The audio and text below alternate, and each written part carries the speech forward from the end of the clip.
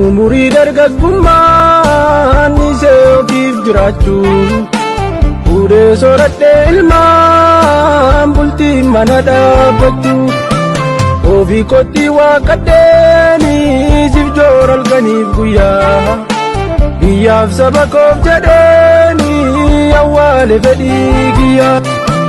Roobaaf aduunyaa dandee beelaaf deemuu waa dandeessu ammas irratti illee lubbuun itti dhaabamne ijaa biraaf kanneenaa hunduma isaa dandeenye.